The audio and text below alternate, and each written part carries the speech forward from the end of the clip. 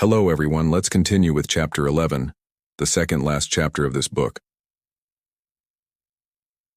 Chapter 11, Castle Rock. In the short chill of dawn, the four boys gathered round the black smudge where the fire had been, while Ralph knelt and blew.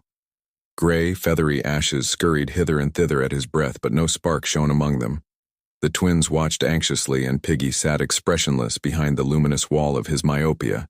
Ralph continued to blow till his ears were singing with the effort, but then the first breeze of dawn took the job off his hands and blinded him with ashes. He squatted back, swore, and rubbed water out of his eyes. No use. Eric looked down at him through a mask of dried blood. Piggy peered in the general direction of Ralph. "Course it's no use, Ralph. Now we got no fire." Ralph brought his face within a couple of feet of Piggy's. "Can you see me?" "A bit." Ralph allowed the swollen flap of his cheek to close his eye again. "They've got our fire." Rage shrilled his voice. "They stole it." "That's them," said Piggy. "They blinded me. See, that's Jack Meridew. You call an assembly, Ralph. We got to decide what to do." "An assembly for only us? It's all we got. Sam, let me hold on to you." They went toward the platform. "Blow the conch," said Piggy. "Blow as loud as you can." The forests re-echoed, and birds lifted, crying out of the treetops, as on that first morning ages ago. Both ways the beach was deserted. Some Litlans came from the shelters. Ralph sat down on the polished trunk, and the three others stood before him. He nodded, and Samnerick sat down on the right. Ralph pushed the conch into Piggy's hands. He held the shining thing carefully and blinked at Ralph. "Go on, then. I just take the conch to say this. I can't see no more, and I got to get my glasses back.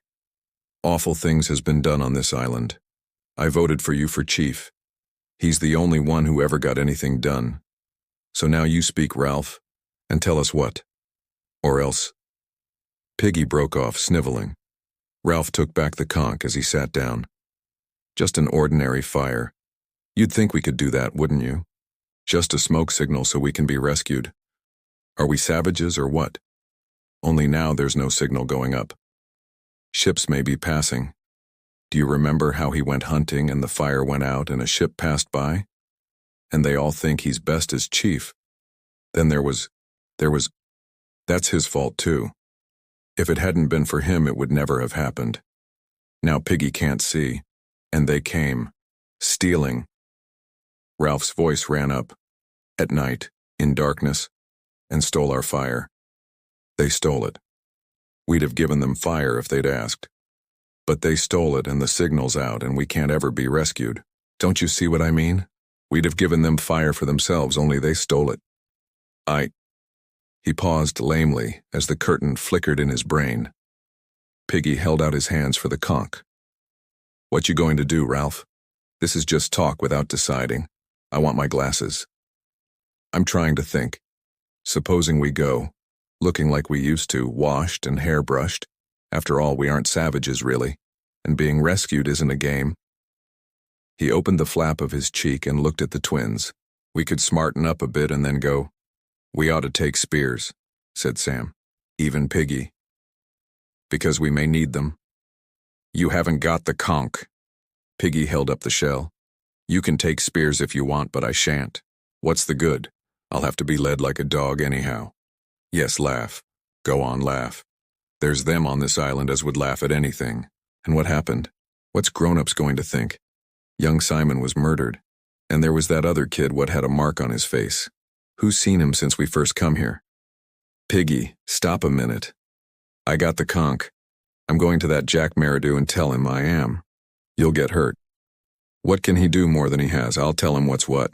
You let me carry the conch, Ralph. I'll show him the one thing he hasn't got." Piggy paused for a moment and peered round at the dim figures. The shape of the old assembly, trodden in the grass, listened to him. "I'm going to him with this conch in my hands. I'm going to hold it out. Look, I'm going to say, you're stronger than I am and you haven't got asthma. You can see, I'm going to say, and with both eyes. But I don't ask for my glasses back, not as a favor. I don't ask you to be a sport, I'll say. Not because you're strong, but because what's right's right. Give me my glasses, I'm going to say. You got to. Piggy ended, flushed and trembling. He pushed the conch quickly into Ralph's hands as though in a hurry to be rid of it and wiped the tears from his eyes. The green light was gentle about them, and the conch lay at Ralph's feet, fragile and white. A single drop of water that had escaped Piggy's fingers now flashed on the delicate curve like a star. At last, Ralph sat up straight and drew back his hair. "All right, you can try if you like. We'll go, with you." "He'll be painted," said Sam timidly. "You know how he'll be. He won't think much of us. If he gets waxy, we've had it." Ralph scowled at Sam. Dimly, he remembered something Simon had said to him once, by the rocks. "Don't be silly," he said, and then he added quickly, "Let's go." He held out the conch to Piggy, who flushed, this time with pride. "You must carry it." "When we're ready, I'll carry it." Piggy sought in his mind for words to convey his passionate willingness to carry the conch against all odds. "I don't mind. I'll be glad, Ralph, only I'll have to be led." Ralph put the conch back on the shining log. "We better eat and then get ready." They made their way to the devastated fruit trees. Piggy was helped to his food and found some by touch. While they ate, Ralph thought of the afternoon. "We'll be like we were. We'll wash—" Sam gulped down a mouthful and protested. "But we bathe every day." Ralph looked at the filthy objects before him and sighed. "We ought to comb our hair. Only it's too long." "I've got both socks left in the shelter," said Eric. "So we could pull them over our heads like caps, sort of." "We could find some stuff," said Piggy, "and tie your hair back." "Like a girl." "No, course not." "Then we must go as we are," said Ralph, "and they won't be any better." Eric made a detaining gesture. "But they'll be painted. You know how it is." The others nodded. They understood only too well the liberation into savagery that the concealing paint brought. "Well, we won't be painted," said Ralph, "because we aren't savages." Sam and Eric looked at each other. "All the same," Ralph shouted. "No paint." He tried to remember. "Smoke," he said. "We want smoke." He turned on the twins fiercely. "I said smoke. We've got to have smoke." There was silence except for the multitudinous murmur of the bees, as last Piggy spoke kindly. "Course we have, 'cause the smoke's a signal and we can't be rescued if we don't have smoke." "I knew that," shouted Ralph. He pulled his arm away from Piggy. "Are you suggesting—" "I'm just saying what you always say," said Piggy hastily. "I'd thought for a moment—" "I hadn't," said Ralph loudly. "I knew it all the time. I hadn't forgotten." Piggy nodded propitiatingly. "You're chief, Ralph. You remember everything." "I hadn't forgotten." "Course not." The twins were examining Ralph curiously, as though they were seeing him for the first time. They set off along the beach in formation. Ralph went first, limping a little, his spear carried over one shoulder. He saw things partially, through the tremble of the heat haze over the flashing sands, and his own long hair and injuries. Behind him came the twins, worried now for a while but full of unquenchable vitality. They said little but trailed the butts of their wooden spears, for Piggy had found that by looking down and shielding his tired sight from the sun, he could just see these moving along the sand. He walked between the trailing butts, therefore the conch held carefully between his two hands. The boys made a compact little group that moved over the beach, 4 plate-like shadows dancing and mingling beneath them.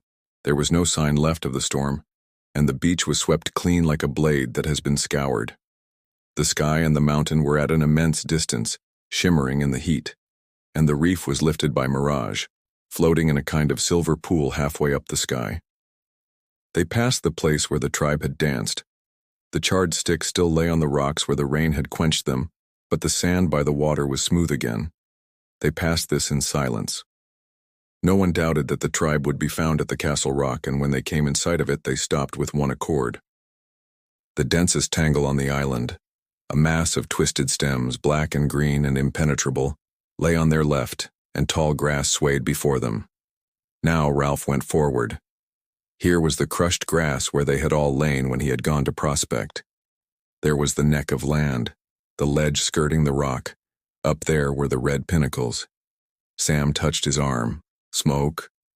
There was a tiny smudge of smoke wavering into the air on the other side of the rock. Some fire. I don't think. Ralph turned. What are we hiding for? He stepped through the screen of grass onto the little open space that led to the narrow neck. You two follow behind. I'll go first, then Piggy a pace behind me. Keep your spears ready. Piggy peered anxiously into the luminous veil that hung between him and the world. Is it safe? Ain't there a cliff? I can hear the sea. You keep right close to me. Ralph moved forward onto the neck. He kicked a stone and it bounded into the water. Then the sea sucked down, revealing a red, weedy square 40 feet beneath Ralph's left arm. Am I safe? Quavered Piggy. I feel awful. High above them from the pinnacles came a sudden shout and then an imitation war cry that was answered by a dozen voices from behind the rock. Give me the conch and stay still. Halt! Who goes there? Ralph bent back his head and glimpsed Roger's dark face at the top. You can see who I am, he shouted. Stop being silly. He put the conch to his lips and began to blow. Savages appeared, painted out of recognition, edging round the ledge toward the neck. They carried spears and disposed themselves to defend the entrance. Ralph went on blowing and ignored Piggy's terrors. Roger was shouting, You mind out? See? At length Ralph took his lips away and paused to get his breath back. His first words were a gasp, but audible. Calling an assembly. The savages guarding the neck muttered among themselves but made no motion. Ralph walked forwards a couple of steps. A voice whispered urgently behind him, Don't leave me, Ralph. You kneel down, said Ralph sideways, and wait till I come back. He stood halfway along the neck and gazed at the savages intently. Freed by the paint, they had tied their hair back and were more comfortable than he was. Ralph made a resolution to tie his own back afterwards. Indeed, he felt like telling them to wait and doing it there and then, but that was impossible. The savages sniggered a bit and one gestured at Ralph with his spear. High above, Roger took his hands off the lever and leaned out to see what was going on. The boys on the neck stood in a pool of their own shadow, diminished to shaggy heads. Piggy crouched, his back shapeless as a sack. I'm calling an assembly. Silence. Roger took up a small stone and flung it between the twins, aiming to miss. They started and Sam only just kept his footing. Some source of power began to pulse in Roger's body. Ralph spoke again loudly. I'm calling an assembly. He ran his eye over them. Where's Jack? The group of boys stirred and consulted. A painted face spoke with the voice of Robert. He's hunting, and he said we weren't to let you in. I've come to see about the fire, said Ralph, and about Piggy's specs. The group in front of him shifted and laughter shivered outwards from among them. Light, excited laughter that went echoing among the tall rocks. A voice spoke from behind Ralph. What do you want? The twins made a bolt past Ralph and got between him and the entry. He turned quickly. Jack, identifiable by personality and red hair, was advancing from the forest. A hunter crouched on either side. All three were masked in black and green. Behind them on the grass, the headless and paunched body of a sow lay where they had dropped it. Piggy wailed, Ralph, don't leave me! With ludicrous care he embraced the rock, pressing himself to it above the sucking sea. The sniggering of the savages became a loud derisive jeer. Jack shouted above the noise. You go away, Ralph, you keep to your end. This is my end and my tribe. You leave me alone. The jeering died away. You pinched Piggy's specs, said Ralph breathlessly. You've got to give them back. Got to? Who says? Ralph's temper blazed out. I say, you voted for me for chief. Didn't you hear the conch? You played a dirty trick. We'd have given you fire if you'd asked for it. The blood was flowing in his cheeks and the bunged-up eye throbbed. You could have had fire whenever you wanted, but you didn't. You came sneaking up like a thief and stole Piggy's glasses. Say that again. Thief! Thief! Piggy screamed. Ralph! Mind me! Jack made a rush and stabbed at Ralph's chest with his spear. Ralph sensed the position of the weapon from the glimpse he caught of Jack's arm and put the thrust aside with his own butt. Then he brought the end round and caught Jack a stinger across the ear. They were chest to chest, breathing fiercely, pushing and glaring. "Who's a thief?" "You are!" Jack wrenched free and swung at Ralph with his spear. By common consent, they were using the spears as sabers now, no longer daring the lethal points. The blow struck Ralph's spear and slid down, to fall agonizingly on his fingers. Then they were apart once more, their positions reversed. Jack toward the castle rock and Ralph on the outside toward the island. Both boys were breathing very heavily. "Come on, then." "Come on!" Truculently, they squared up to each other but kept just out of fighting distance. "You come on and see what you get." "You come on." Piggy, clutching the ground, was trying to attract Ralph's attention. Ralph moved, bent down, kept a wary eye on Jack. "Ralph, remember what we came for, the fire, my specs." Ralph nodded. He relaxed his fighting muscles, stood easily and grounded the butt of his spear. Jack watched him inscrutably through his paint. Ralph glanced up at the pinnacles, then toward the group of savages. "Listen, we've come to say this. First, you've got to give back Piggy's specs. If he hasn't got them, he can't see. You aren't playing the game." The tribe of painted savages giggled, and Ralph's mind faltered. He pushed his hair up and gazed at the green and black mask before him, trying to remember what Jack looked like. Piggy whispered. "And the fire." "Oh yes." Then about the fire. "I say this again. I've been saying it ever since we dropped in." He held out his spear and pointed at the savages. "Your only hope is keeping a signal fire going as long as there's light to see. Then maybe a ship will notice the smoke and come and rescue us and take us home. But without that smoke, we've got to wait till some ship comes by accident. We might wait years. Till we were old." The shivering, silvery, unreal laughter of the savages sprayed out and echoed away. A gust of rage shook Ralph. His voice cracked. "Don't you understand? You painted fools. Sam, Eric, Piggy, and me. We aren't enough. We tried to keep the fire going, but we couldn't. And then you, playing at hunting." He pointed past them to where the trickle of smoke dispersed in the pearly air. "Look at that. Call that a signal fire? That's a cooking fire. Now you'll eat, and there'll be no smoke. Don't you understand? There may be a ship out there." He paused, defeated by the silence and the painted anonymity of the group guarding the entry. Jack opened a pink mouth and addressed Samnerick, who were between him and his tribe. "You two, get back." No one answered him.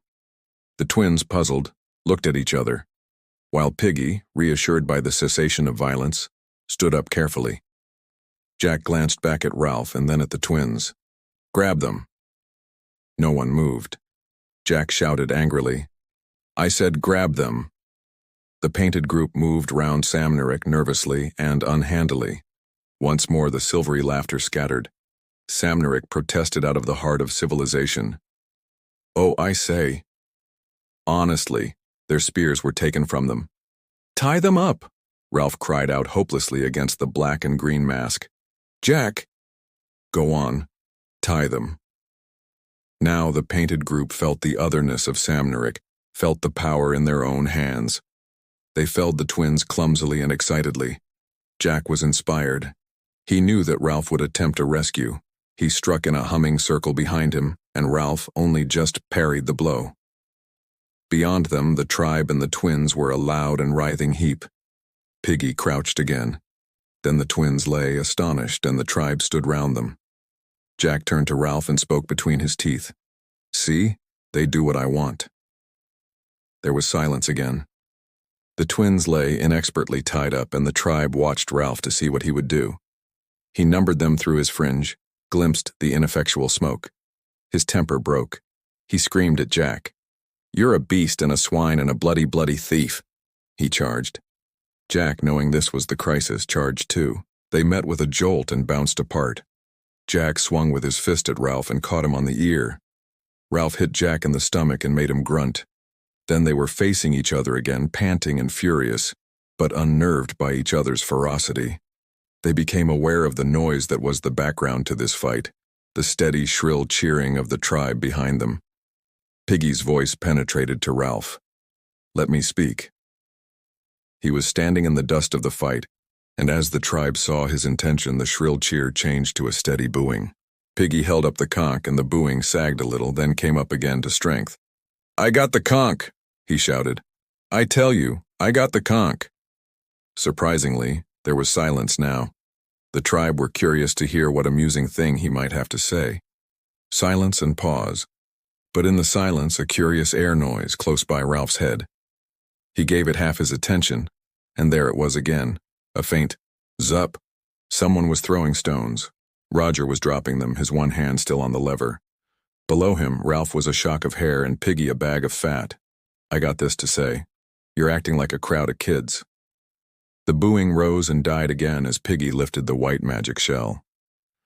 Which is better, to be a pack of painted Indians like you are, or to be sensible like Ralph is? A great clamor rose among the savages. Piggy shouted again, which is better, to have rules and agree, or to hunt and kill? Again the clamor, and again, zup! Ralph shouted against the noise. Which is better, law and rescue, or hunting and breaking things up? Now Jack was yelling too, and Ralph could no longer make himself heard. Jack had backed right against the tribe, and they were a solid mass of menace that bristled with spears. The intention of a charge was forming among them. They were working up to it, and the neck would be swept clear. Ralph stood facing them, a little to one side, his spear ready. By him stood Piggy, still holding out the talisman, the fragile, shining beauty of the shell. The storm of sound beat at them, an incantation of hatred. High overhead, Roger, with a sense of delirious abandonment, leaned all his weight on the lever. Ralph heard the great rock before he saw it. He was aware of a jolt in the earth that came to him through the soles of his feet, and the breaking sound of stones at the top of the cliff. Then the monstrous red thing bounded across the neck, and he flung himself flat while the tribe shrieked. The rock struck Piggy a glancing blow from chin to knee. The conch exploded into 1,000 white fragments and ceased to exist. Piggy, saying nothing with no time for even a grunt, traveled through the air sideways from the rock, turning over as he went. The rock bounded twice and was lost in the forest. Piggy fell 40 feet and landed on his back across the square red rock in the sea. His head opened and stuff came out and turned red. Piggy's arms and legs twitched a bit, like a pig's after it has been killed. Then the sea breathed again in a long, slow sigh. The water boiled white and pink over the rock, and when it went, sucking back again, the body of Piggy was gone. This time the silence was complete. Ralph's lips formed a word, but no sound came. Suddenly Jack bounded out from the tribe and began screaming wildly. See? See? That's what you'll get. I meant that. There isn't a tribe for you anymore. The conch is gone. He ran forward, stooping. I'm chief. Viciously, with full intention, he hurled his spear at Ralph. The point tore the skin and flesh over Ralph's ribs, then sheared off and fell in the water. Ralph stumbled, feeling not pain but panic, and the tribe, screaming now like the chief, began to advance. Another spear, a bent one that would not fly straight, went past his face, and one fell from on high where Roger was. The twins lay hidden behind the tribe, and the anonymous devil's faces swarmed across the neck. Ralph turned and ran. A great noise as of seagulls rose behind him. He obeyed an instinct that he did not know he possessed and swerved over the open space so that the spears went wide. He saw the headless body of the sow and jumped in time. Then he was crashing through foliage and small boughs and was hidden by the forest. The chief stopped by the pig, turned and held up his hands. Back! Back to the fort! Presently the tribe returned noisily to the neck where Roger joined them. The chief spoke to him angrily. Why aren't you on watch? Roger looked at him gravely. I just came down. The hangman's horror clung round him. The chief said no more to him but looked down at Samnerick. You gotta join the tribe. You let me go. And me. The chief snatched one of the few spears that were left and poked Sam in the ribs. What do you mean by it, eh? Said the chief fiercely. What do you mean by coming with spears? What do you mean by not joining my tribe? The prodding became rhythmic. Sam yelled. That's not the way. Roger edged past the chief, only just avoiding pushing him with his shoulder. The yelling ceased, and Samnerick lay looking up in quiet terror. Roger advanced upon them as one wielding a nameless authority. Well, this is the end of Chapter 11. The shattering of the conch symbolizes the end of order and civilization, as Jack kills Piggy a few moments later.